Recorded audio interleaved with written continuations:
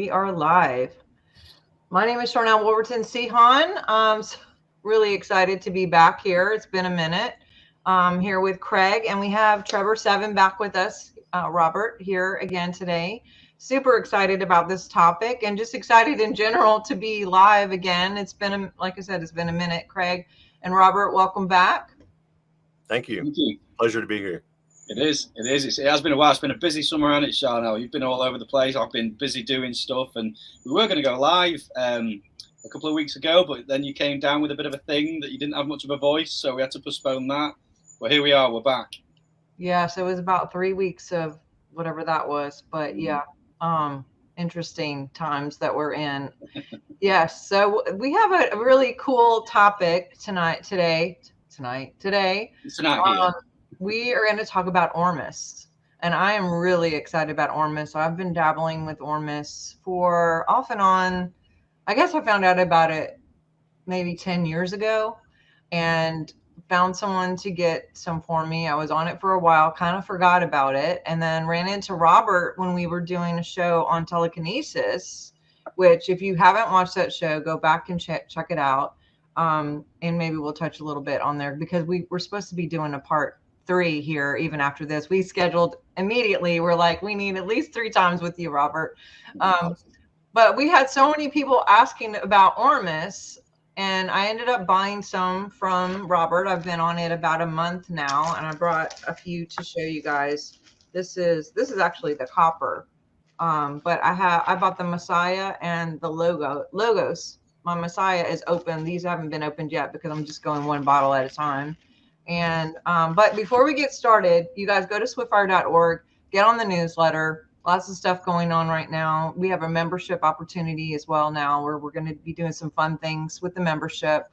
And yeah, check out what's going on. We have several really good shows coming up this month, playing catch up, and just really excited. But tell us, Robert, for the people who didn't meet you before, give us just a brief cliff notes on your background, and then we'll jump right into this Ormus topic. Okay. Well, basically, I started a health journey around 2011. You know, when you notice your body and things aren't working quite like they used to be. So I started experimenting with a lot of different things: qigong, meditation. Started cleaning up my diet and whatnot. And I've been known to have premonitions my entire life. And I had a dream about eating gold, like a guy was just eating gold nuggets and turning into a gold person. I thought, this is the craziest thing. You know, I don't understand this dream. A lot of times you can't interpret your dreams, you know. I just went online and started looking up edible gold. And then I came across monoatomic gold, which is another name for Ormus. Ormus goes by a lot of different names. But in essence, what it is just edible gold. Now, typically minerals are comprised of 2 electrons that spin around it, whereas monoatomic, just like the name implies, is just 1 atom, and it's in a high spin state by itself. So in essence, what it is, it's the essence of gold without the physical attributes of gold, which makes it to where you can ingest it. And now your body can transmute monoatomic gold into other elements, like if you're lacking in vitamin D or insulin or whatever it is your body needs. Ormus seems to be able to transmute itself into that type of mineral, which is profound because it's sort of a catch-all, cure-all type thing. It sounds too good to be true. It really does. But anyway, you said to be brief. So that's basically how I got into it. I dreamt about it. I read about it. I consumed it for a year. And then I looked into, I found a teacher, David Kane from Canada, who taught me how to do it. And I started making it, and it has changed my life and the lives of many others since. Awesome. And I love minerals. I know Craig's going to jump in here too. We talked a little bit about this on our last show, our first show, I should say, because as a naturopath and an energy worker, and Craig loves frequency, we're all about, that's why we use essential oils and other things. The fact that it's basically alive, it kind of seems like it's alive. And that's how the oils are too. The fact that it can manipulate to substitute and or fill in the gap for whatever is quite needed at your customized person needs. I thought that was super interesting. And oils are kind of like that too. Like lavender, you would consider to be something that would calm you down. But really, if your body needs energy, it'll actually change to give you the energy you need instead of to calm you down. So it just depends on what you, the person, needs. And I love how Ormus basically kind of takes a life of his own depending on the person and what is required. And we know that with quote junk DNA, we're supposedly have 98% junk DNA. There's 98% of the stars that are unknown, and then there's like supposedly 98% of brain matter that's not being used. So there's all this like parallels, but with the DNA being turned on, we should be and could be doing things that are beyond normal as far as intuition, walking on water, transportation, bilocation, walking through walls, just the normal stuff that our DNA technology can do on a regular. But with the air changing, the food changing, all the stuff in the food, the way they're doing actual dirt where they're growing things has changed. There's just the cell phones and the towers. There's all of this, strategy and or whatever it is to dumb us down so that DNA will not turn on. And Ormus, to me, is a space holder to help that DNA turn on so we can do all the things that God really meant for us to do. And I know, like I said, Craig's going to jump in here too, but talk a little bit about intuition and some of these supernatural things that should just actually be natural and normal, and how Ormus can help with that. Yeah, I've noticed that, and practitioners of any psychic abilities, they notice that right away too. It's like a steroid for psychic abilities. It really is. And whenever you take Ormus, the first few weeks you take Ormus, you may or may not notice anything. But the first thing a lot of people notice, particularly energy healers and psychic practitioners, is just an increase in the chi energy and intuition and the natural psychic abilities that we all have. They start to improve and increase dramatically from long-term use. It's not take a couple doses and voila, you're a magician type thing. But it does fuel I call it soul food, the etheric body or the energetic portion of your being. It really fuels it and amplifies your natural abilities. Like if you're already good at psychokinesis, you're going to see a drastic improvement. I've noticed that, I had some, I guess you would call them chi masters from Maine who took it, and one dose, and they were like, wow, it's like, this is like, I already did my energy work and my meditation. It's like meditation in a bottle type thing. And people who meditate say that a lot too. They're like, well, I've noticed I can get into a deeper meditation so much quicker when I'm using the Ormus. And that is a big selling point for me. Of course, I was doing it originally for health, but then when the psychic abilities started improving, I kind of changed gears and just started focusing on that. And you can notice my videos, my older videos on YouTube, where I was working with very small things and getting very small movements. And you can see as I progressed, taking the Ormus, the increase in my abilities, I can attribute dramatically to the use of Ormus. Wow. So which came first, the practicing telekinesis or the using of Ormus for you? Technically the Ormus, because I tried it years ago before I discovered telekinesis, but I wasn't using Ormus when I learned telekinesis. It was about a year later, and then just the improvements. That's what kept me going back. Yeah, it helps with that. Yeah, because I know for me, years and years ago, I changed jobs a few years ago, and it was more office based what I was doing, and I started getting loads and loads of colds. Like every few weeks I was getting viruses. I was just like really run down. I realized that, and I got intuitively to start taking turmeric, black pepper, cinnamon and ginger. I just did it for general health reasons. But what I found was, as I researched it more, this sort of concoction of spices actually helps you mentally and your pineal gland. Turmeric is fantastic for your pineal gland. So my point is supplements and things like this really, yes, they can have a physical benefit, absolutely, but the effect it can have on your spirituality and your consciousness is massive. So I've not tried Ormus yet, so I'm like probing. I'm like, so let's hear about it. Sharnael's already started, so you're really selling it. I'm really want to get some. So what happened like with your telekinesis? How much did it improve? Like, was it slow, or was it a significant sort of improvement? I noticed an improvement the first night after taking it. I think maybe partially, just subliminally it was helping me, but the energy part of it, I felt more energy. It took less time to get down into kind of have to get into a trance when you're doing psychokinesis. It took less time to get there. And when you got there, the energy was abundant and you didn't seem depleted as quickly as a lot of times you'll feel like you're running out of chi mid session or something. Mm-hmm. So yeah, I noticed it right away.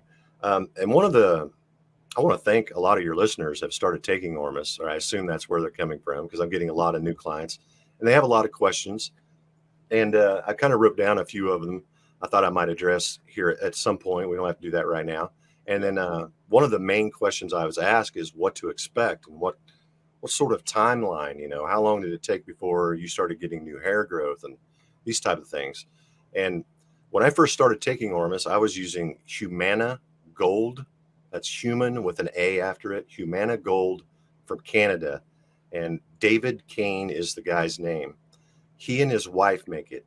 And he told me, he said, there's two parts to this. There's a sort of a chemistry, alchemical part of it.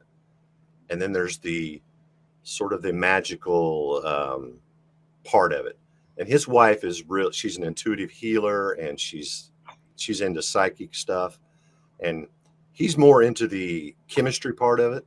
He said, what you want to do when you shop for Ormus is to purchase from someone who is not only alchemy related, but also psychic related, because the energy when you make Ormus, that's right, it just attracts whatever the creator has in him. Yeah. So if you take Ormus from someone who's an angry person, you may feel angry when you take their Ormus. Yes, this is just like oils, just like music, just like art. It's alive. I really firmly believe, just like crystals, it's alive. I really believe it's alive. But keep going. I love this so much. Oh, but anyway, he just recommended, he said, you can take anybody's Ormus you want. I know it's expensive buying from Canada and whatnot. But he said, when you research the product, research the creator, because these attributes from the creator are going to be in your Ormus.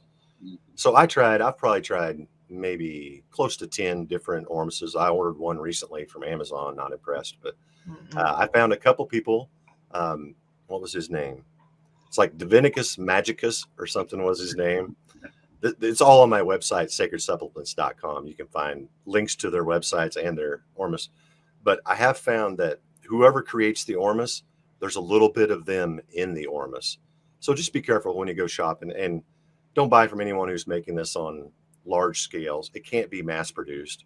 It has to be small production, has to be done properly. And if it's not made properly, I don't know how much into production you want to get into, but when you can extract Ormus from about anything. But one of the greatest things to extract it from is Dead Sea salt. And you do it by raising the pH to 10.68 and not above. Once you go above 10.68, it can start pulling out elements they call Gilchrist elements, which are not good for the body. And if you don't go up to the magic 10.7, the monoatomic elements, the platinum elements, don't fall out. And you'll notice when you go to making this, it'll buffer right around 10.5, 10.6. It doesn't want to go to 10.7. It'll want to stay below around 10.5 or 6, and then it'll want to jump to like 11 something. There's a real small window in there, and that's where the magic is happening when you're alchemically extracting these monoatomic elements from whatever your base material is. It seems like it doesn't want to go there.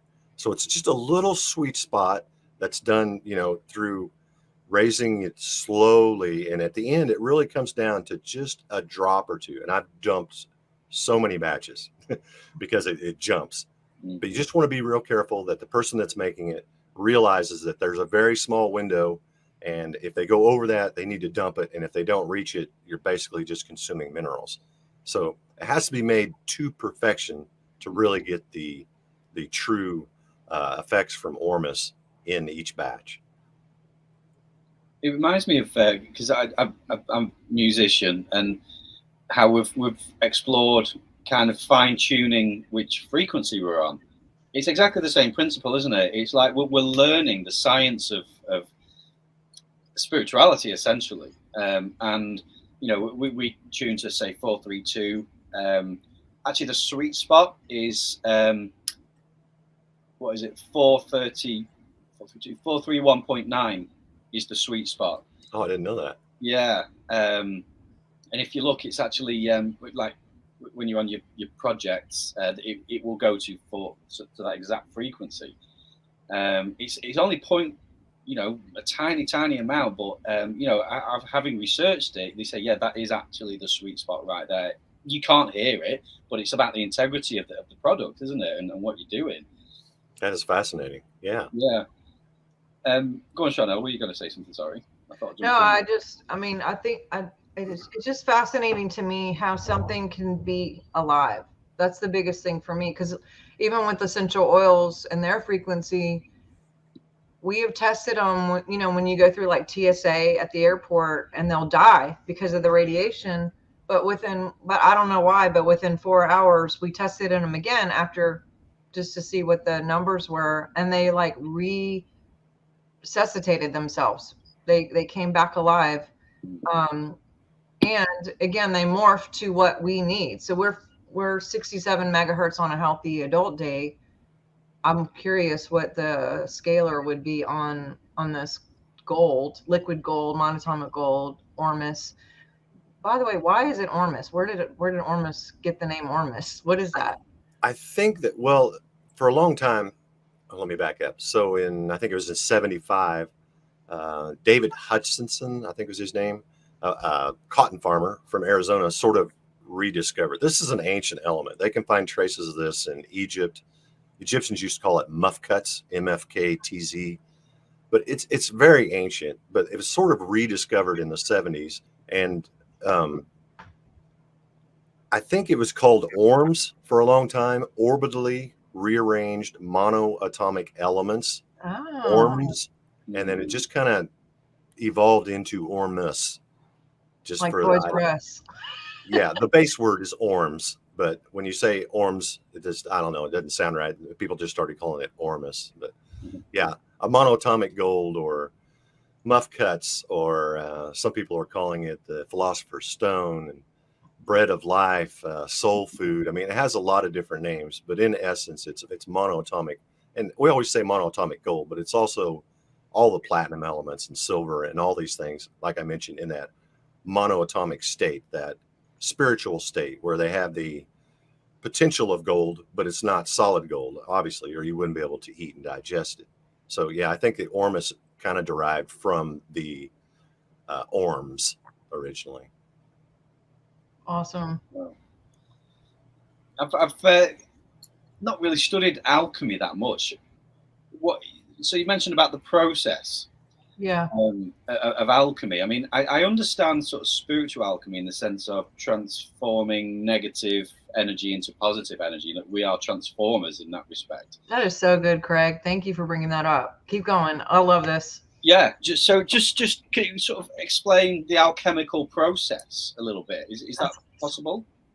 Yeah. Well, in alchemy, basically what we're doing is extracting something or combining something to create something else.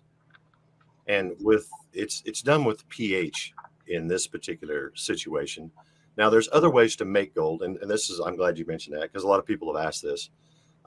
There's other ways to get gold. There's liquid gold, there's powder gold, and there's your brain contains 5% monoatomic elements in it naturally. Certain foods are high in monoatomic elements, such as carrots, watercress nuts, and so on. But in essence, what we're doing is raising the pH to this magic window point, this 10.68, which causes the ancient minerals and attributes from the sun and things that have been stored in this salt for God knows how long.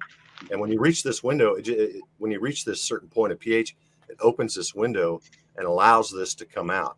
And that's really the alchemical part of making it, is just providing, like if you're making a dish or something, you have to bring it to a certain temperature and keep it there for a certain time to get your final product.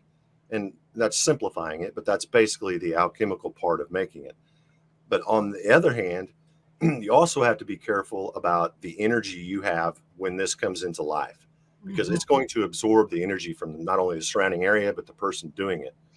So I'm always listening to very calming music, and it's dim lighting, no electricity, no EMF or anything like that. Just, I imagine it like a baby when it comes into life. It doesn't want bright lights, people screaming, and the doctor smacking its butt. That's not what a baby wants when it comes into life.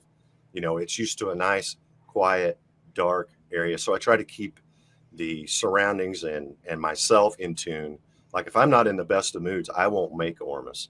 So alchemically speaking, you have to think about it chemically, you know, then you have to also think about it physically, the surroundings, and then emotionally. So it's kind of a three-part thing. And that's really what makes it alchemy, more so than baking cookies type thing. Yeah, I'm glad you brought that up a couple times now. You know, because with food, they always say, like, you know, pray over your food and don't take, well, I've heard, don't take food from somebody in the kitchen that's mad or whatever. And, you know, that's why you would bless it to like clear it. I know Gary Young, he's the founder of the company that I work with that does essential oils. And I was with him in Utah one time. We were in the field and we were going to be harvesting Melissa, which is one of the higher frequency oils specific to viral situations. And the pickers got in a fight, and we could see them long distance in an argument. Gary went over there, kind of broke it up, and he made the entire part that was just harvested, and he threw it. He told them to burn it, that we weren't going to distill from it because he didn't want that essence of their argument in the bottle, that the people would put that on their body and have that energy in it. And it was thousands of dollars. And you know, you mentioned throwing stuff out or just not doing it if you're not in that pocket of, you know, love essence. And I think, you know, Craig can attest, doing his music as a musician, there's probably times when he's like, you know what, we're not going to record today, this isn't going on the album. Exactly. Or right. You know, artists who do the same thing. And then even for me, I've had to cancel shows at times if stuff comes up and I'm just like, hey, you know what, my vibe is down, I need a minute to integrate and process, because I don't want to spread that to people too. So it's, I never thought about it with Ormus, but that's really interesting, how it kind of takes on, it's, you know, whatever the person brings in, you know, in the recipe, so to say. It just, again, it goes back to this whole, like, it's alive and it morphs. Why do you think it takes on that? Is it like to because it mirrors it, because it can't separate? Or is it like a thing where, you know, like animals will take on our negative stuff to try to mix it or morph it out of us? Maybe there's a way it takes on the presence of that to take it away from us, you know, as a protection or something. I don't, maybe a little bit too far, but I know animals, when I work with my animals, I'm a doctor for people, but I work at a shelter. And when anyone brings me their animal and says, you know, can you fix this? I'm like, okay, well, what's going on with you? Because the dog will take on the owner's stuff to help it. And maybe Ormus is doing this in a way of like removing it from us in a way to save us in its own like weird, you know what I mean? Do you think that's it? It's just a it's just totally made up. No, I totally get what you're saying, and funny you should say that, because you know, like I've learned when I've got 2 German Shepherds, and if if another dog's coming up, for example, and I start stressing out, they get stressed out and they could get aggressive. Whereas if I stay calm and I just be like, there's a good girl, you know, and I stay light and happy, they're fine, you know. And it's a crude example, but I think it shows 2 things: that, you know, creation responds to us, but also how powerful we are at what we can do. And how, you know, in our energetic system, we've got to be really, really mindful of our energy. I mean, I'm going through something at the moment. I mean, I've not spoken to you for a bit, Sharnael, but, you know, just I was getting really frustrated with things that are going on politically. And I just had a very, very clear inward voice say, peace, be still, just be still. It's okay, you know. And I've just backed right off, and I'm just maintaining that peace. And I'll tell you something, it's, you know, things just start effortlessly lining up. When you hold that energy, things just start falling into place, and it doesn't take much energy. And I think to relate that to what we're talking about with Ormus, I think, you know, the environment that you make the stuff, you know, again, it's proven the point that it's crucial to its effectiveness. Again, it just shows us just how powerful we really are as human being creators. Yeah, there truly is something to the saying "made with love." You know, whenever you're eating food or something made with love. And back to the hypothesis, why it absorbs the energy of the creator. I think of it as it comes out as pure potential, just like a small child is just a sponge for information. You know, you literally mold your child the first few years of their life. It's just that they're so innocent, pure, and wide open. That's the way that's the kind of the feeling I get from Ormus. And that's why it's so easily to charge your Ormus. Anyone who takes Ormus, if you're not charging it with your intentions before you take it, you're missing out on half of it, because it's half mineral and it's half spirit. So you can charge this elixir to do whatever it is you want to do. And I think that's just the pure potential part of Ormus. It's a clean slate. We can become what you need. But that's like crystals, right? So we program our crystals. Craig's got a crystal shop. I'm a big believer in crystals and the essence of it, programming. And even the picture, and a picture on my cards can do the same thing. Just holding up the card can actually have the same essence in the field as if you brought the same crystal to someone. And again, that's crazy that you can program it, or doing the intentions. It actually brings an extra. I wonder, I'd love to test somebody like before and after to see what happens with and without. Maybe we'll do a case study or something. I think that'll be interesting. But I'll be a case study.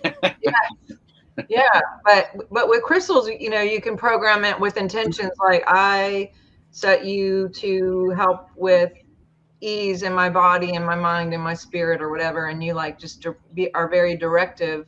So you do that. I haven't done that with Ormus, but I'm going to. That's really interesting that you brought that up. That's what people do when they pray with oils, right? You know, the Bible is full of people who prayed with their oils. Yeah. For some reason, you know, you can program this to do what it's supposed to do as well. But I never thought about it with the Ormus thing. You probably mentioned it, but now I'm going to have to add that to my practice. Yeah, go ahead. No, sorry, go on. Finish your thought. Sorry. When you store Ormus, it's good. Now, when I create Ormus, it's surrounded by crystals. That's just part of my thing that keeps the energy flowing and things. But where and you store your Ormus is also very important. Now, when you buy from me, I send you a little link and some written instructions as well, how to optimize it.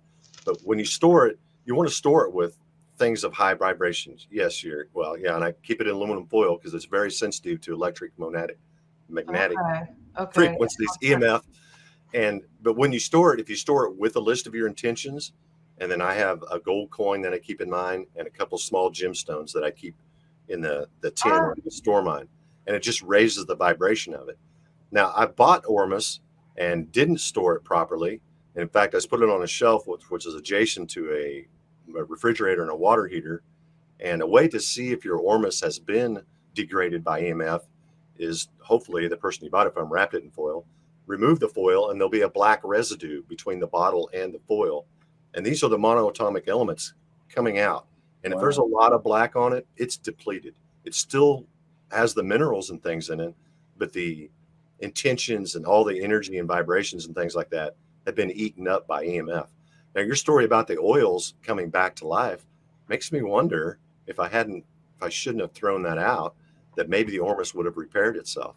Ah, interesting. I'm wondering too, because I have an older one and I think it does have the black line, and I'm wondering if it can be switched. But I'll have to check it. It's probably like 2 years old. It's been sitting on a shelf and it does not have any kind of a tinfoil around it, but It will keep for hundreds of years if it's stored properly.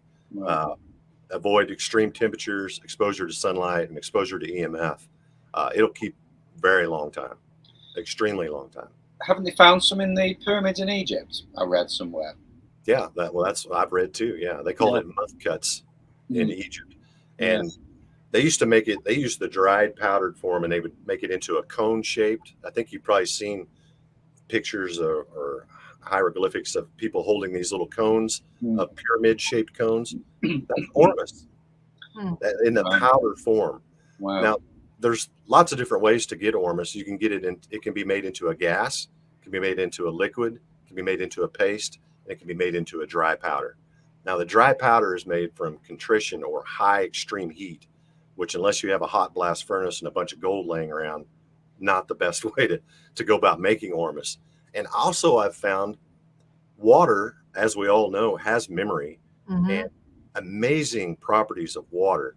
And when I first started making Ormus, I would let it sit for weeks and weeks on end, and the precipitate would just keep shrinking, and then you would get this clear liquid at the top. And I would keep draining that off and draining it off. And I was selling it at first. It was almost like a glue consistency. I mean, it was that thick. I was just trying not to sell people water. You know, I want you to give you the base material, the thickest precipitate. But when I was taking that drain water off, this is after 3 or 4 rinses, that water I was draining off, I thought this got to be good for something. So I started giving it to a tomato plant. This tomato plant outgrew my other 3 side by side, same seeds, outgrew it tremendously. Started giving it to my pets. I had a pet with a tumor. Her tumor started going away, and her abscess tooth started. I'm like, hold up. There must be lots of orms in this liquid. I should include it in the Ormus. You know, I think what I'm trying to get at, the dry powder form of it, I think is missing a very essential part of Ormus, which is the water. So if you'll get a bottle of mine, you'll notice if you let it sit, there'll be a portion that seems to be clear. That is not added water. I do not add water to Ormus. But don't think that as waste. The precipitate's only the good part. No, there's magic. There's orms in that water. So if you shake it up and you pour it out, I was going to do a side by side and I forgot to bring the bottle up. So it may look like it's watered down a little bit after you let it sit. But if you shake it up and pour it out, you'll see it's just brilliant white as compared to some of the Ormus you may buy online that it looks watery or murky.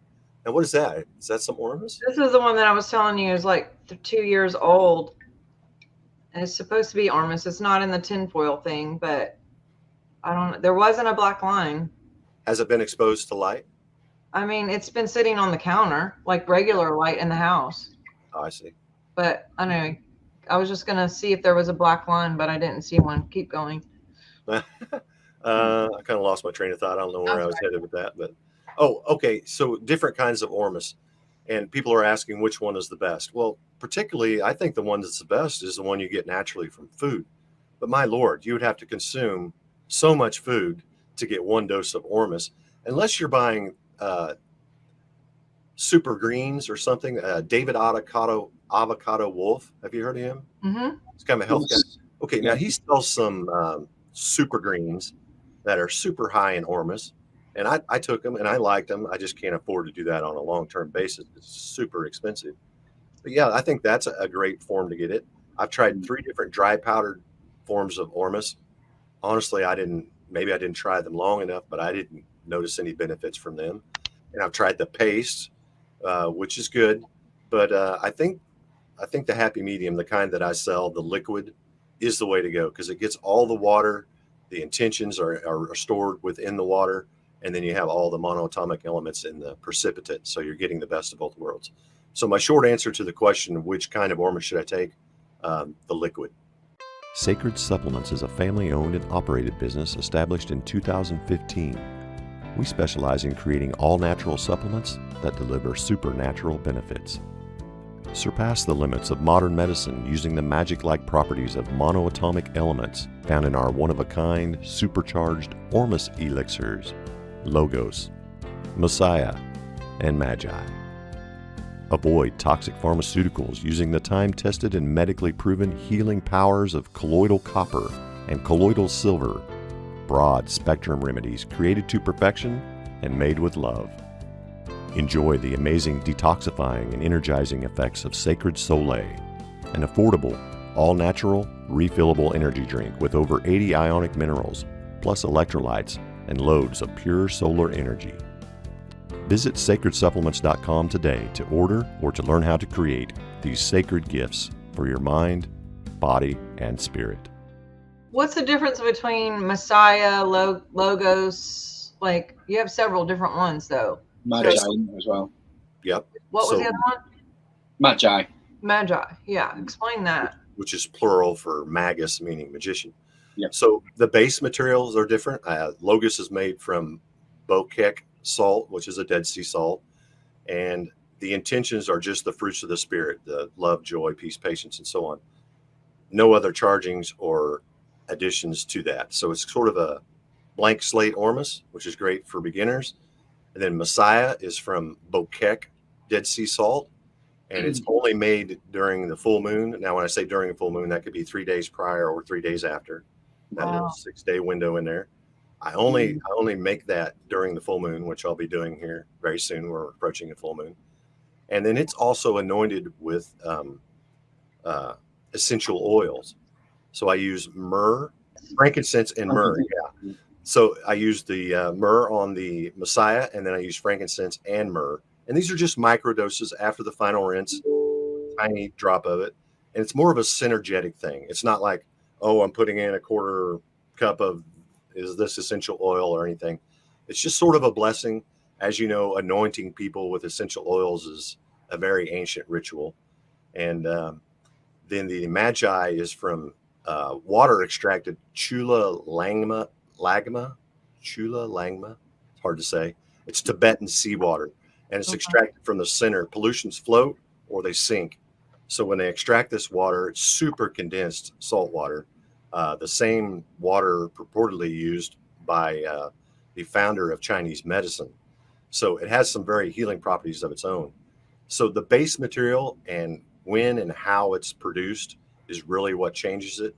But to look at the bottle or to taste the bottle, there's very little difference in the taste and appearance, but a lot of difference made in the way it's made. Now, a lot of people prefer the Logos. I have long-term users that use Logos forever, which is kind of my starter.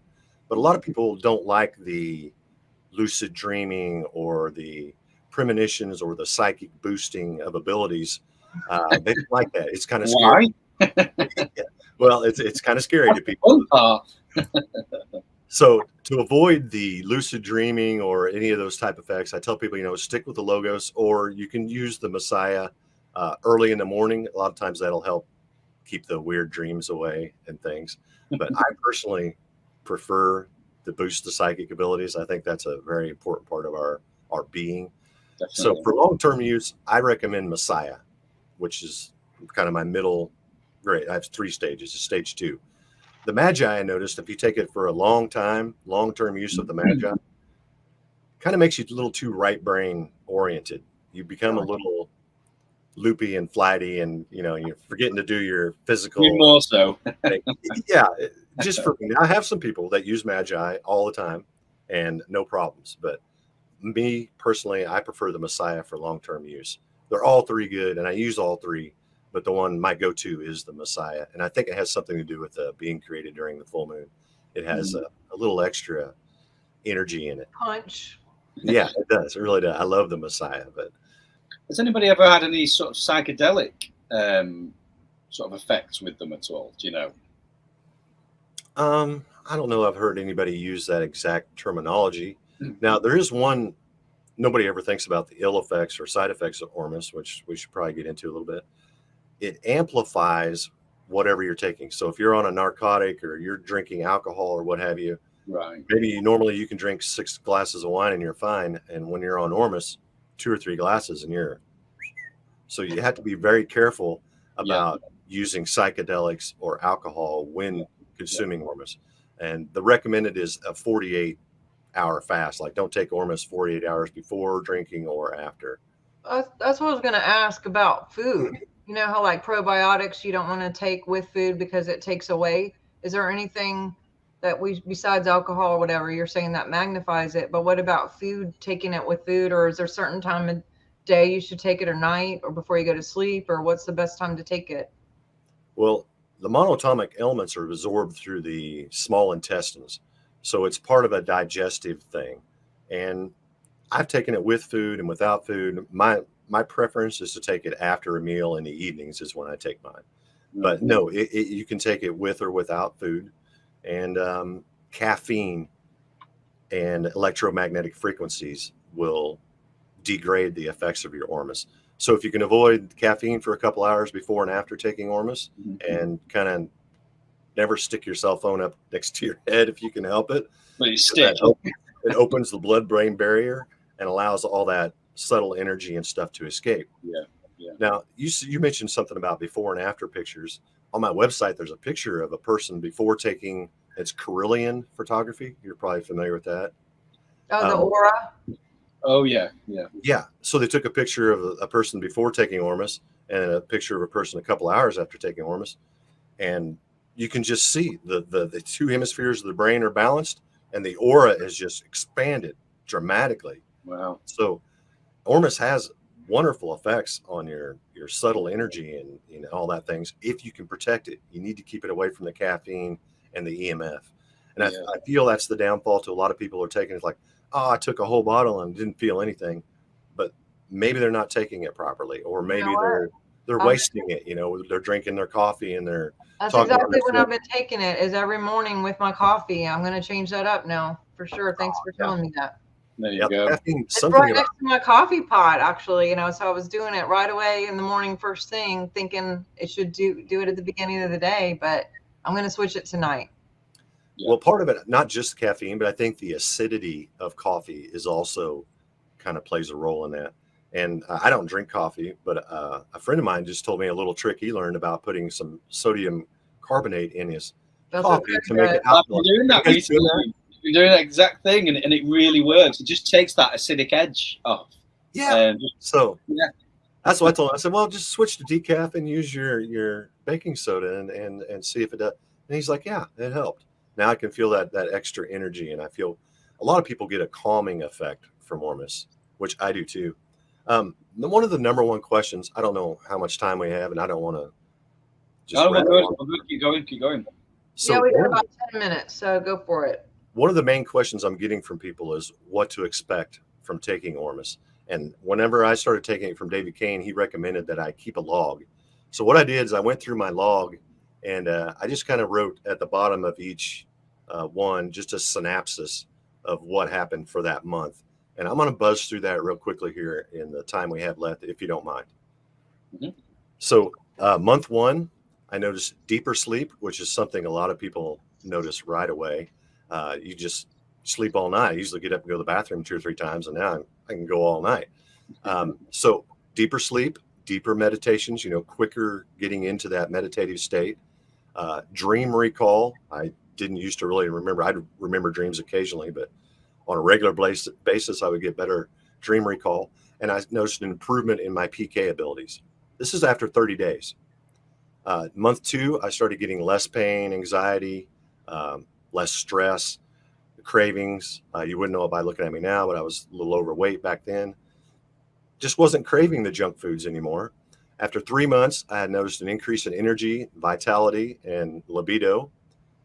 4 months, lucid dreams were just through the roof. I was losing weight. At 5 months, increase in intuition, ESP, telepathy, all those things were just like through the roof. At 6 months, I had dyslexia my entire life. That's where my name Trebor comes from. When I was a child, I'd write my name and it would be completely back, just Trebor. And that's where my nickname came from. But I noticed that went away, first with the numbers and then with the letters. Improved cognitive function. Again, less pain. I used to suffer from chronic back pain. At 7 months, I just wrote manifestation and lucidity. 8 months, I had my first experience with astral traveling or out-of-body experience, and that led me into remote viewing, which is a really awesome craft. I started doing that with some friends and family. They haven't put a target in an envelope, and remarkably, I was able to find out what they were, or get in the ballpark at least. At 9 months, I just wrote "Life is good, sex is great." 10 months, improved immune system, and I think that was because I have a family of 4, and everyone in my house went through a really bad flu, and I didn't get it. At 11 months, I felt like I just had a new sense of purpose. That's when I started creating Ormus. 12 months, I noticed I'm 100% back free. I don't have back pain at all any day. And at 2 years, I would say I felt like a better person physically, mentally, spiritually, financially. I mean, in all regards, I just felt like I was a much better person. At 3 years, I was getting new hair growth. And by the end of that 3rd year, my bald spot was gone. I have new hair. And 4 years, again, just continued improvement in basic physical health and emotionally and spiritually. And as far as side effects, the only bad side effect I've gotten from Ormus is a slight ringing in my ears, which now I'm so used to it, I don't even notice it. But it turns you into when you start taking Ormus, the universe will begin conspiring to manifest what you want or what you're thinking about. It might not be what you want, but what you're focused on, it'll just start manifesting. So be careful when you're taking Ormus. Make sure your intentions are clear, precise. And that's another thing people are asking, like, how should I charge it, or what sort of intentions should I use? And I wrote it down, my first intentions. I want to share that real quick. Can't find it. But basically what it was I would just thank the Ormus for healing my body and returning it to perfection. So that's kind of a broad range of an intention, but it's clear. It's precise. It tells you what I want. I want my return to perfection, which is what I think Ormus's objective is homeostasis, just to get you back to where you were. And real quickly, a lady who raises flowers, or I don't know if breeds flowers. Grows. You know how they combine 2 different flowers to make a berry? Yeah. Okay. Yeah. So she does this, and she sent me a picture of these flowers that she had made, variegated, I think is the term they use, where she put a pink one and a white one, and it comes out pink and white.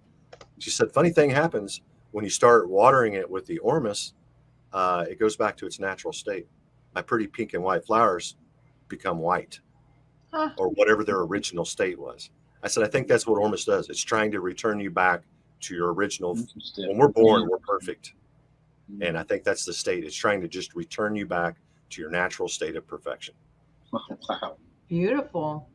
So there's kind of a time frame. A lot of people have asked, hopefully that'll cut back on some of the emails, what to expect. And some people are getting, quicker results. It's different for everyone. Maybe I was highly toxic and, baldness is in my genes or what have you. So it could take longer or it could happen quicker for people. That's kind of the timeline it's been through. And honestly, it's made me such a better person. It's my passion now to share that with other people. We all have the right to be happy and healthy and enlightened. And I think Ormus helps people do that. Well, I have a scanner that can take a picture of the aura, and I've tested people before and after drinking or doing pharmaceuticals or even smoking pot, and you can tell, but I've never thought to do it with Ormus. So I'm definitely going to be a guinea pig and test myself before and after and see what differences that it makes. And awesome. Yeah. And doing this now with not the coffee, we'll see. I'll have to report my miracles to you, and now including intentions, and now including not doing it around caffeine or whatever, and definitely adding baking soda, you said, to this in the morning. Yeah. To pinch. If you get a pH strip, you can kind of check it. You're just aiming for 7 is what, neutral pH is what you're aiming for. Well, someone is asking, can children take it? I was going to say that. I was just going to say that, yeah. And then we better wrap up. But yeah, what about kids? The youngest person I know that's taken Ormus was 5 years old, and she was taking it for her daughter had ADHD and other kind of learning impairments, and she reported improvements within 30 days on the ADHD. So yeah, it's pretty natural, and I think it's safe for pregnant people. I think it's safe for young children. Definitely good for plants and pets. Dilute it, give it to your plants, and watch your garden flourish. It is great. I think it's good for everyone. Like I said, it's naturally in everyone already, in your brain, it's in your blood, it's in our foods. We don't know where it came from, but we're happy it's there. We can hazard a guess. Yeah. Awesome. Well, where can people find you? Give them any kind of final stuff if people are interested in ordering. I'm a big proponent of making sure, you mentioned who grows it, who makes it. I'm a big person about like, make sure you get your oils from the right people. Make sure you get your crystals at the best crystal shop. Craig's got his crystal shop, and there's a few others that I would recommend, but obviously there's places too that I'm like, there's a dark feeling when I walk in that room, don't get any crystals there or whatever. Don't get your oils from those people. So I love your heart. I love the purity. And that's why I was drawn to get this from you. And, like I said, I think other people will be interested too. So where can people find you and where can people order? sacredsupplements.com. You can research Ormus, you can purchase Ormus, or you can learn how to make Ormus. My recommendations for people who are going to make Ormus is to take Ormus for a while until you feel the benefits and you yourself are spiritually charged and sound. Because like I said, it's going to take on the vibrations of the person making the Ormus. So if you're still ill and you're making Ormus, it's not going to be the best product in the world. So sacredsupplements.com, learn how to make, purchase, or just research. Lots of good videos, links. There's a lot of good names out there, and they're all listed on my website. Don't just take my word for it. Read the testimony pages. I have years worth of testimony pages, and they keep coming in. So sacredsupplements.com. Awesome. Thank you so much. And Craig, where can we find you? Oh, as you mentioned, got Crystal Shop, crystalfalls.co.uk. Check us out, Nth Ascension Music on Facebook, nthascension.com for our music. Again, we tune to 432 for the sake of ease. We try and all the stuff we've been talking about, we try and implement that in our music. There are days when I've come to write some music and I'm just not in that space. I just don't bother. I just shut it down and wait until I've got in that place, because it really, really, what you are, you put into your product. Mm-hmm. You can find me at nthascension.com. Check out our music. On Facebook, Craig Martin Walker. Yep, find me there. Awesome. And you guys can go, please do your due diligence and share this. Tag people, make sure people can get this message. You never know who's listening, that this could benefit them in one way or another, man, woman, child. Definitely get the information out there. I think this is kind of important, and it's not really talked about. And that's what we like to do on our show, is bring some things to light that maybe aren't on the mainstream. And truth is our whole thing, truth and love, and getting things out. So go to swiftfire.org, get on the newsletter so you can see what's going on. We actually have, I'm about to pop on an online council with Laura Eisenhower, Sean Stone, and some others in like maybe 5 minutes. You guys can grab that. And then also tonight we have a panel. Tomorrow, Craig and I will be on with Megan, finally. Megan Rose. We're going to talk about universal law and how that works with everything that's going on right now, and how we can use that for our best abilities. So definitely get on the newsletter, check this out. And also all my classes, books, crystal stuff, everything there. Check it out. But thanks for joining us, guys. We have a part 3 coming up. Our part 1 was telekinesis. Part 2 is Ormus. And don't forget, get on the newsletter so you can see when our next one is on psychometry, which is a favorite topic of mine. And I know Robert loves that topic too. And that's going to be amazing. So we'll get the dates out pretty soon here on when that's going to be, so you can mark your calendars. I think these are all things that we should just be walking in normal.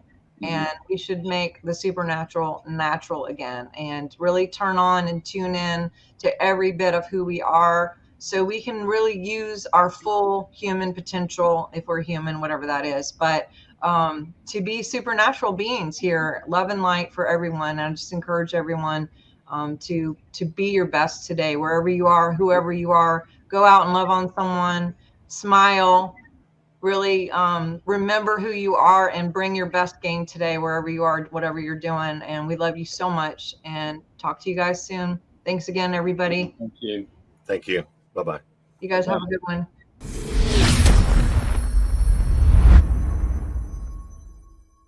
Hi guys, Trebor7. It's here. That's right. Memberships are officially available now on YouTube.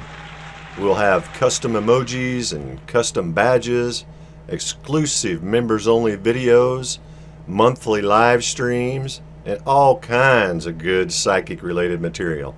All you have to do is click that little join button at the bottom, follow the prompts, and you'll be up and running. Thank you so much for watching this video. I look forward to seeing you inside the member section.